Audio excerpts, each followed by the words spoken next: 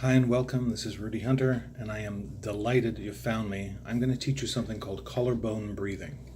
Now, collarbone breathing is not mine, but the way it has been taught by other folks drives me a little batty, so I want to teach it to you my way and tell you what it's good for. This will be in two parts. The first part will be the technical mumbo jumbo, and I'll pre-warn you, this is technical. There's a lot of precise things that need to happen for you to do collarbone breathing correctly, to get yourself out of trouble, because that's what collarbone breathing is. It's a spectacular way to correct neurological disorganization and help with energetic toxins. And in my own personal life, it was a way out of terrible anaphylaxis many, many times. So it's technical, it's going to take you practice, and it's something that I highly recommend that you do practice so that when you're under stress or in a difficult situation, you don't have to think about it. You just turn it on, you do it, and you get out of trouble. In the beginning, you're going to muddle through. Cut yourself a break. You're just going to muddle through. You're going to get it wrong a whole bunch of times, and then as it gets practice, you'll get spectacular with it, and it'll be a really good go-to. The second part of this, we're just going to do a follow along. So once you know all the blah, blah, blah about it and all of the intricacies, you'll be able to do part two, and that's just follow along doing collarbone with me at the speed that I do it, which is pretty darn fast. So that's the plan. I'll pre-apologize. I'm recording in a hotel room. We may have the inimitable knock, knock, knock housekeeping sound. We've got an air conditioner. All kinds of stuff can happen. Don't let it worry you. I want to get this into your hands so that you can practice it and get it ready should you ever need it, and hopefully you'll never need it. That would be lovely. So 20 years ago, long time, I stumbled on thought field therapy by Dr. Roger Callahan. That's the granddaddy of all of the tapping modalities that are out there. EFT is wonderful, all of its versions wonderful.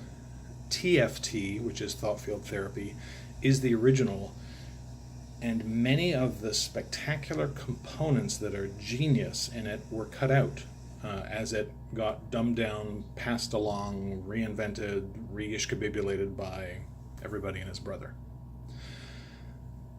One of the things that was cut out was collarbone breathing, which is a great rescue piece you can do on its own. That's what you're going to be learning with me, to get you out of trouble, reactions. In my case, it was anaphylaxis. You want to make sure when you're dealing with bad physical reactions, you always have access to an EpiPen. You've got one or two. You got a friend with one. You carry one with you always. This is by no stretch of the imagination meant to be a substitute for proper medical care. And in the same breath that I will tell you is a spectacular adjunct. And I have a fair number of horrifying stories in which collarbone breathing, which you're going to learn with me, came to the rescue. And then medical intervention, which was also superlative. So one doesn't cancel the other. Don't do that. Don't be stupid. You want to be really clever. You want to be safe and sound and have a multitude of tools, of which collarbone breathing can be one, to use in case of emergencies. It's also spectacular for getting your head on right, or getting your head on right about a certain topic or part of your life that keeps going sideways.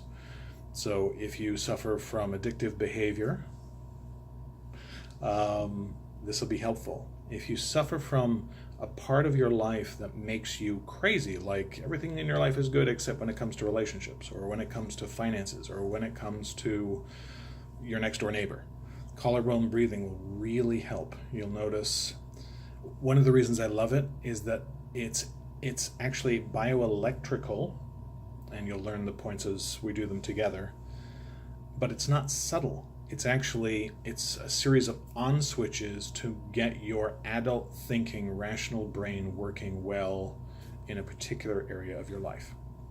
It's also great for maintenance. Every once in a while you do this, you just stay level, stay sharper, stay smarter. There's a bazillion good things for it.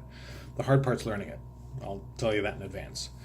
So if you're ready to dive in with me, thanks to Dr. Roger Callahan, who has now passed away, a true genius. I learned this work because I'm ancient, way back when he was teaching it via audio cassette tape.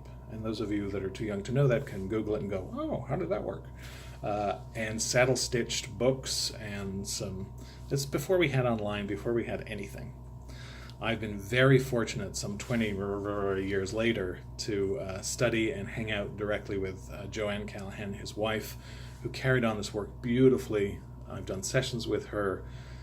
I've done my voice technology training with her, the highest level of TFT training, which is spooky and fun and wonderful. So I'm very blessed.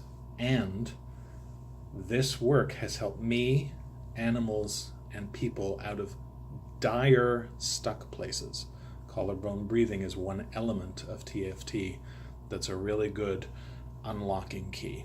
Okay, I think I've oversold it now. So let's muddle through. We'll learn it together, and then we'll do a run through together in real time. Once you're up to speed, then that's all you need to watch. You can do it with me. And eventually you don't need to watch that even. I mean, send your friends, of course, because that's good. Everybody should know this. But you'll have it in your nervous system. You'll be able to bang it out in no time flat. So before I teach you the points, I forgot to tell you the websites in case you found me miraculously without visiting all of the websites. They are rudyhunter.com, that's yours truly, huntershealingcalls.com, and the ashworkerstraininghub.com. And that's plenty of .coms for now. All right. So first we'll talk about the breathing part, because that's, believe it or not, the easiest, and then we'll talk about the points you have to tap and move through. So the breathing is done in 5 sections. It's a full inhale in, a half inhale out, another half inhale out, another half in, and then the 5th one is to breathe normally. So up to speed, that looks like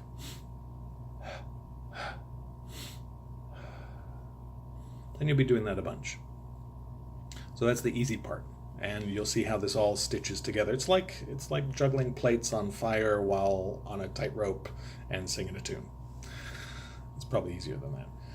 So the next place you have to know is what are technically called in acupuncture the K27 points or the collarbone points. People need to look in the mirror to find these points, because when I teach folks this, these points, we're not used to touching them specifically. So they drift out to working out here and here and here, out to their shoulders even. Those are not the places. In order for collarbone breathing to work, all of the parts have to be precise, and you got to hit the precise places. So there's a knob here and a knob here. It's not just on me, it's on everybody. That's the clavicle. There's a dent between them. If you poke in there, you'll cough. Don't do that. You don't need to do that. But on either side of the coffee place are 2 collarbone points and their actual bones. The place where you're going to be tapping is down 1 inch and out 1 inch. So on this one, you're down 1 inch, out 1 inch. That's only 1 inch, not out here, just 1 inch. On this one, you're down 1 inch, out 1 inch. Again, not out here, right there. All right, so you'll check that in a mirror, and you'll check that occasionally to make sure that you're not drifting out here, because if you drift out here, it just won't work. It may feel nice, but it won't do anything. Okay, 27 points, down 1 inch, out 1 inch, both sides, okay? There are some very strange hand positions you're going to see. You've never seen them before. And when we stitch this all together, the first few run-throughs, you're going to go, oh my God, there's so many things to keep in mind. Don't freak yourself out. It's learnable. So the touching positions you're going to be using are your fingertips touching a collarbone point, and you'll also be using, bend those 2 down, the knuckles to touch the collarbone point, and that just feels awkward as hell. Don't care who you are, that's just weird. So fingertips and bent knuckles. When you're touching with the knuckles or the fingertips, nothing else touches the collarbone points. Your thumb doesn't touch your neck, it doesn't get lazy, you don't go slouchy, nothing else touches. This is an electrical circuit that we're stimulating. And on this side, same thing, you're touching with fingers or bent knuckles, thumbs away, other fingers are away, feels awkward, don't worry about it. It's just the nature of what it is. Here's the next layer. When you're touching with fingers and or bent knuckles. There's a place you're going to be thumping continuously. You're going to be tapping in the valley between your pinky and ring finger. There's a big valley there. You fall into it, it's a big groove. And you're going to be tapping constantly. You're not going to tap around here. You're not going to get lazy like the modern folks who do tapping. You're not going to be messy. You're going to be precise so you can get a precise result. You're going to tap only in that valley, and you'll be doing that on both sides, okay? In TFT, thought field therapy, that's technically called the 9 gamut point. A little piece of minutia for you, it doesn't matter what it's called. It matters where it is. It's in the valley between the pinky and the ring finger on the back of the hand. Whew, that's a lot, right? So it is a lot. I'm going to show you how to go through it a little methodically, then we'll do it all again up to speed. And please cut yourself some slack. You won't get this right the first or second time because there's too much to juggle and it's all new. You will get it correctly. Don't worry. So, you make these points available. You can do them through clothing, but it's nowhere near as good. I have done this. I've done this everywhere. I've done this on a bus in the winter in Toronto in a black turtleneck that's thick up to here, and I'm digging around just to be able to get it. The skin-on-skin contact makes this work much better. So that's my advice. If you need to go in the bathroom, undo your tie or your blouse or a scarf just to get here, do it. You'll get a better payoff. All right. So I'll take you through with lots of blah, blah, blah. And then after you've learned the blah, blah, blah, we'll do it again up to speed. For starters, you're going to focus on the thing that is upsetting.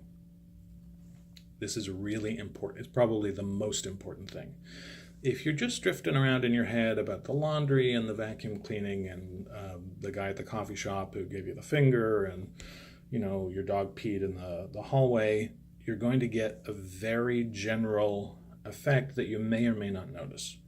However, if you have a tight chest, or you're anxious or nervous, or you're dealing with an addictive compulsion, or you're trying not to yell at people and you're embarrassed, or you're dealing with a shame issue, whatever it is you're dealing with, stay locked onto that thing the entire time. If you do that, you'll get a huge payoff from going through all the rigmarole we're going to go through. So you stay focused on what the problem is. Do not daydream about positive aspects or wishful thinking or positive thinking or problem solving. Don't do any of that while you're collarbone breathing. Focus on the trouble, even if you don't like the trouble. Because if whatever you're focused on, this will neurologically start to reset for you. So you want to focus on the problem. Okay, here we go. You're going to take 2 fingers of one hand, doesn't matter which side you start on. You're going to touch the collarbone point, touching nothing else. You're going to find this valley, and you're going to start a thumping. So you're going to thump here, and you're going to do the breathing while you're focused on what the problem is. So you're going to breathe in, half out, another half out, half in, and breathe regularly. So that's one set. The next set, you're going to stay where you are and bend your knuckles, and this is awkward. Put your knuckles on the same place, tap in the same valley, go through the same breathing. Full in, half out, other half out, half in, normal breath. You've done that one. You're hopping across the pond to the other collarbone point, knuckles touching, nothing else. Same valley, same breathing. Full, half, half, half, breathe normally. And then the only thing that's left to do on this side is touch with the fingertips, same spot, same valley, same thumping, same breathing.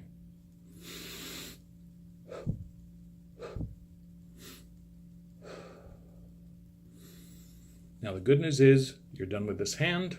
The not so good news is you got to reverse everything and do it with the other hand. Yikes, don't panic. So you'll start with 2 fingers on either collarbone, doesn't matter where you start. Nothing else is touching. You're going to do the same thing, but it'll all feel backwards because it is backwards. Same valley, same thumping, same breathing. Tap, breathe in, half out, half out, half in, breathe normally. Yay, you got through it. Bend your knuckles, same place, same valley, same breathing, same thumping. Here we go.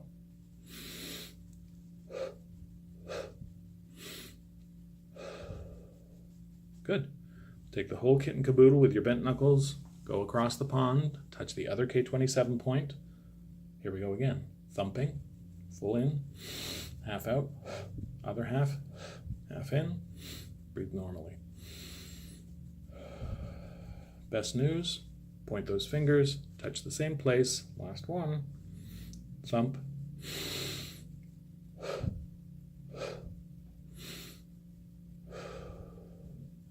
Stop tapping. Take a moment to notice.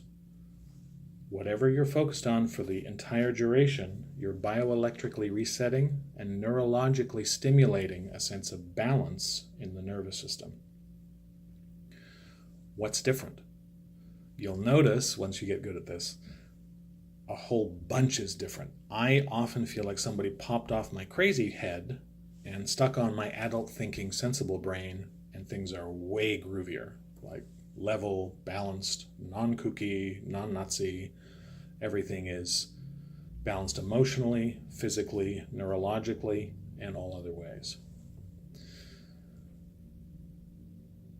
So this can be done very quickly. I'm going to take you now through a real-time version with no yakety yak.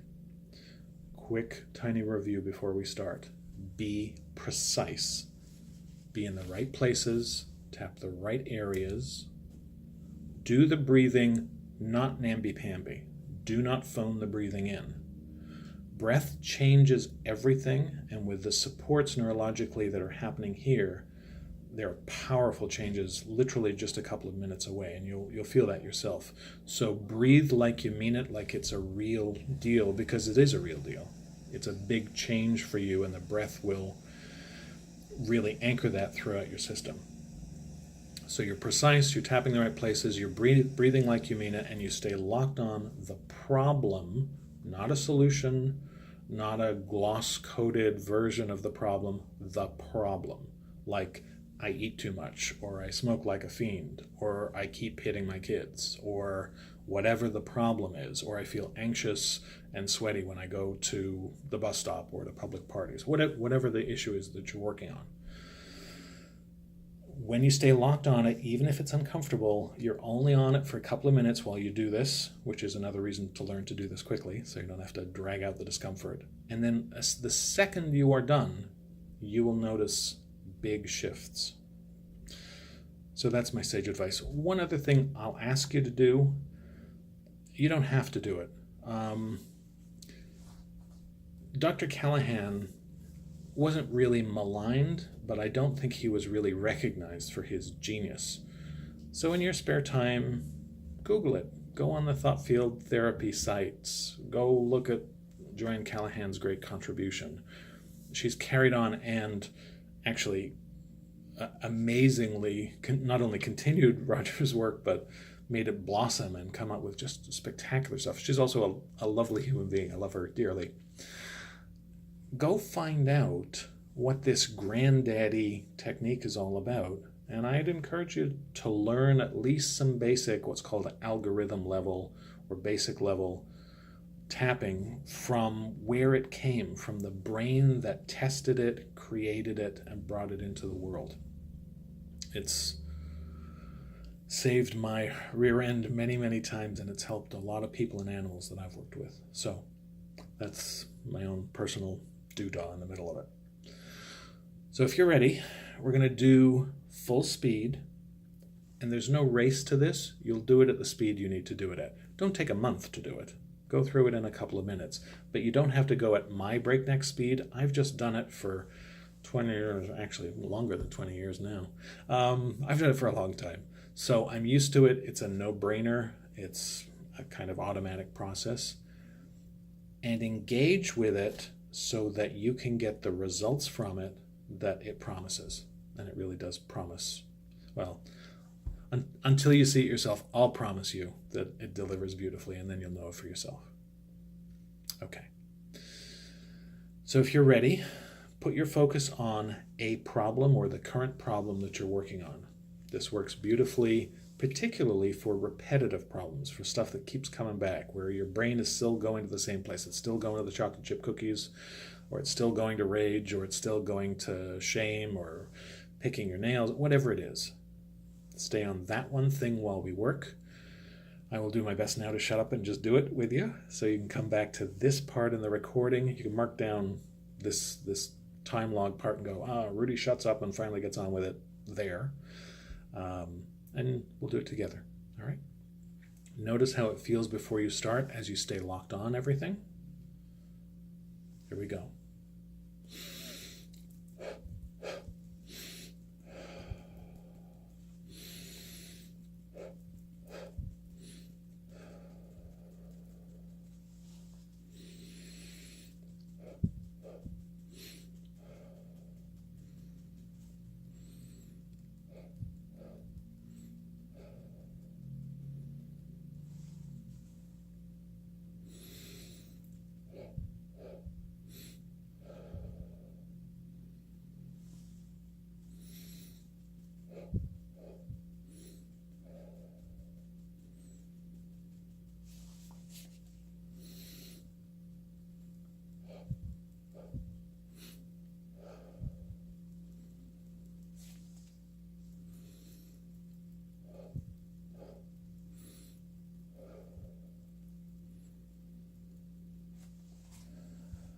Take a moment.